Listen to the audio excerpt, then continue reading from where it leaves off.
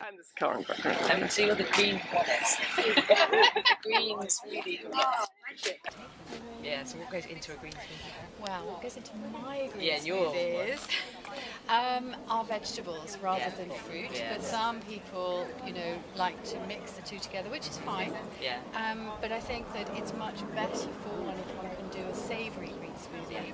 And what I recommend is things like cucumber, celery, rocket, spinach, fennel, pak choi, avocado, kale. But kale's quite a strong It is a strong, it's quite so, oily, isn't it? and you need just a little bit, and you need to sort of kind of balance it with other flavours like a little bit of lemon juice and things like avocado, which is kind of oily, or linseed oil, which makes it nice and smooth. Okay. But I think the important thing is about doing a green smoothie is that you need a really good blender. Right. It doesn't need to be expensive. So what would you recommend in terms of blenders? Well, I've done a bit of research, and my favourite cheap blender, which is only about £28 from Argos, is the Philips HR 2020 /50. Brilliant, okay. And the reason I like it, is because it's got 5 blades with teeth on it. And the thing is that when you make a green smoothie, and the important thing is that it's smooth. Yeah. Because people think that by just putting it into a blender, it's going to be smooth, but not necessarily. And the idea is you've got to break up the cell walls because you've got the soluble and insoluble fibre, and the insoluble fibre, our digestion doesn't break down. And so what you want to try and do is break up the cell wall to release all those micronutrients. Because chewing it, most people don't chew their vegetables enough, and we swallow it in great doesn't release lumps, the nutrients. and it's not releasing the nutrients. Okay. So and things like a NutriBullet is really good, very popular. And you're still getting the whole and you're vegetable. still getting the whole vegetable, but it is £100. And then when you go a little bit more expensive, you get to the things like Vitamix, and that's like £450. But not everybody has. So I do classes. Okay. And what do you do in your classes?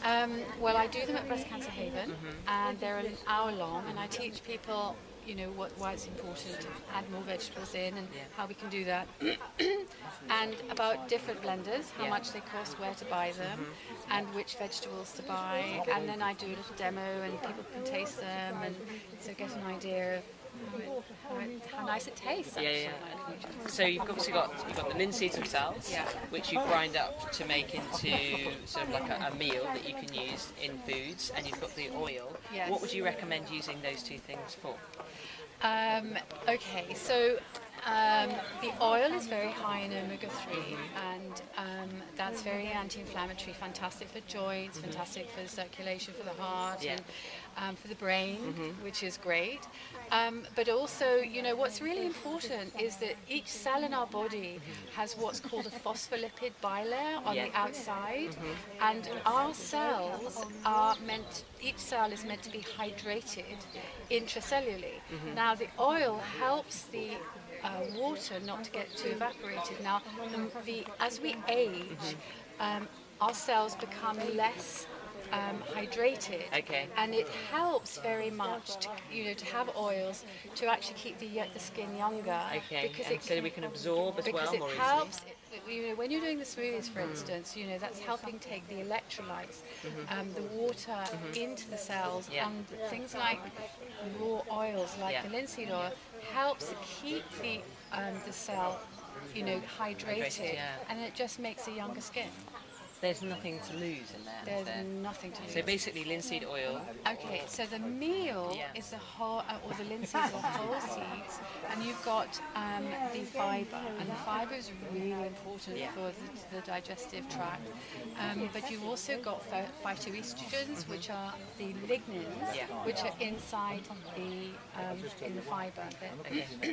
And so that's really important to help hormonal balance. And phytoestrogens are really in most vegetables, but they're quite high in the seeds.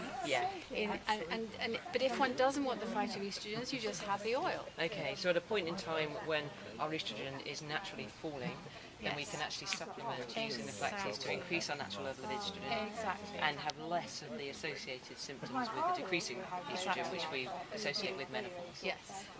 Fantastic. Well, thank you very much for talking. It's great. Thank you.